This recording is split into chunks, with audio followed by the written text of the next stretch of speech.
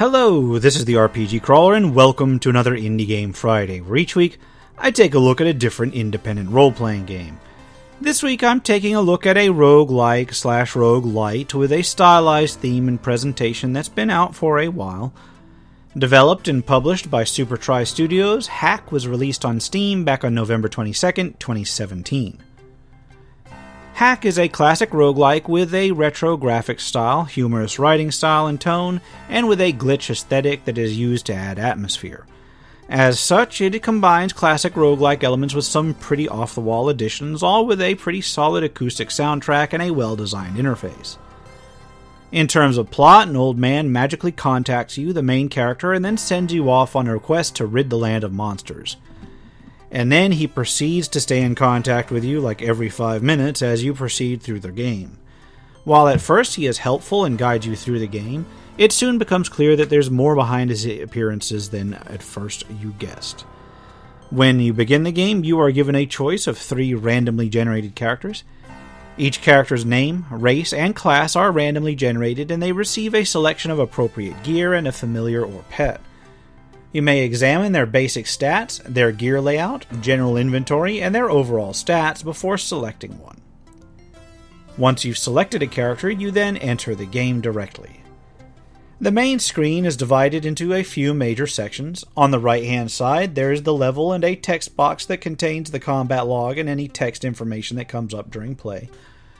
This may include descriptions of things that affect the monsters in the area, which are usually outlined in flashing text.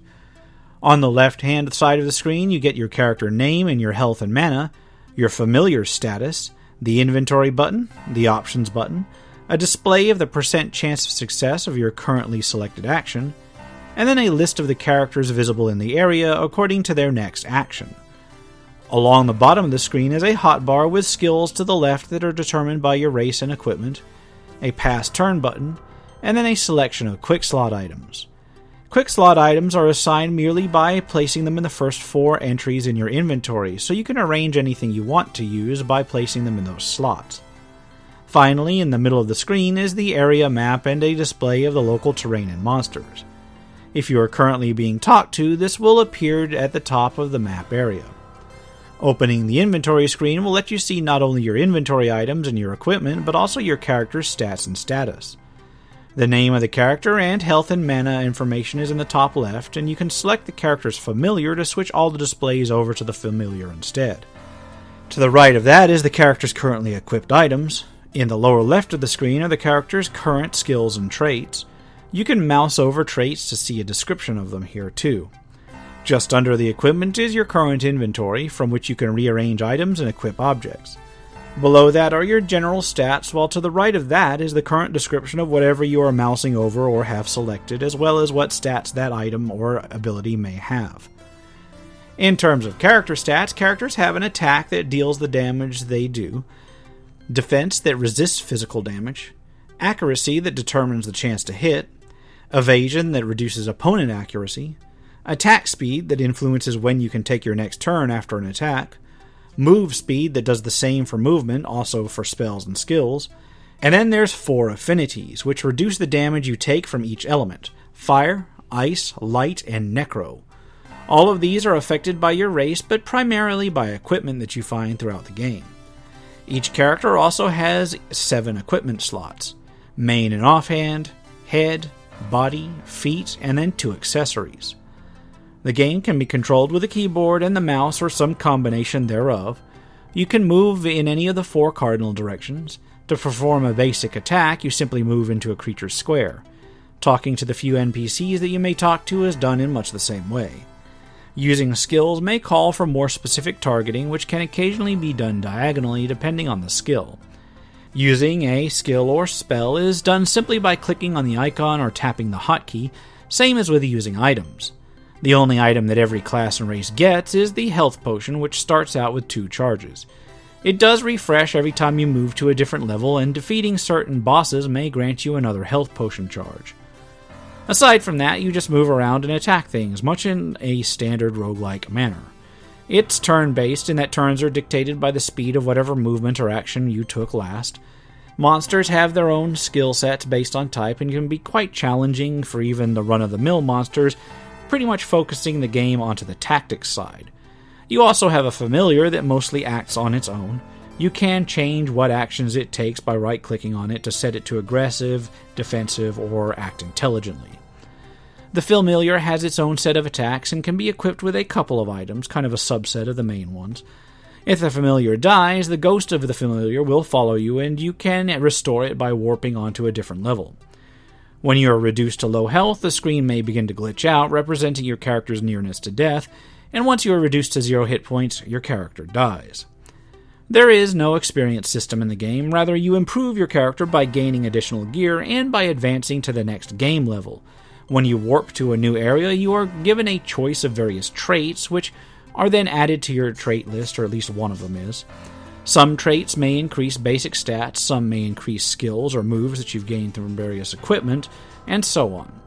So it's entirely possible to use these traits to upgrade certain skills that you gain from equipment, and then change equipment, rendering said traits useless until you switch back to a similar equipment type. Weapons especially may give you alternate attack abilities, and these are generally shared by the entire weapon class. As you proceed through the game, you can find different gear, weapons, and armor which are imbued with different abilities and enchantments. Sometimes you will come across animals that will allow you to combine the equipment. Sometimes the results are predictable, and other times they may be a little bit more uncertain depending on the item types that you're combining. Finally, there are occasionally shops that you can visit. These use a barter system rather than gold, so you just place what items you'd like to trade for what other items that you want, and the percentage chance that the shopkeeper will accept the trade is given. You may also steal from shopkeepers. I will say that Haque is a little bit on the simple side in terms of roguelikes in that regard, in fact with regards to a lot of things. Really a roguelite, but it's a little bit less on the light side than some roguelites, so I'll give it that. In terms of graphics and sound, the graphics use a limited color palette retro style that feels less NES era and more primitive home computer era. Still, the effects of the game stand out while retaining that aesthetic, and I think that it actually really works in a way that some other retro-styled games fail to pull off. The audio cues are pretty solid and provide an almost visceral level of feedback in some cases, but where the game's audio design really stands out is the soundtrack. It's got an acoustic guitar soundtrack with a real classic sound, with individual tracks suited for each type of terrain that you go through.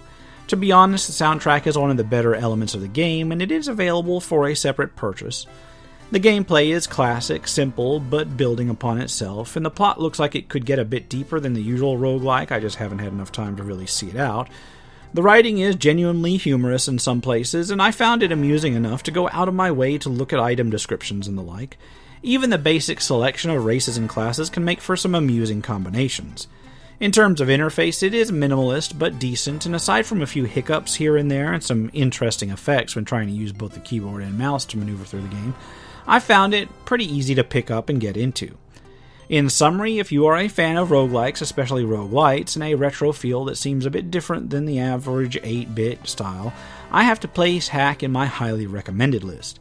In fact, the only disappointment is that it took me this long to get around to look at it. I do have a few reservations on the price, but if you can find it on sale, then so much the better. And on that note, I'm going to wrap it up here. This has been the RPG Crawler with Indie Game Friday Haque. As always, I'll put a link to the Steam store in the description below. If you like what you've seen, remember to leave a like, comment if you've got any feedback, and subscribe for more RPG content, both tabletop and computer. Until next time, take care and goodbye. And if you're still watching this far, I'd like to take a moment to thank those who have supported this channel via Patreon or direct donations throughout the years, without which this channel could not have lasted as long as it has. For those who are feeling particularly generous, you can still support my work through Patreon and now through Subscribestar as well, through the links in the description below.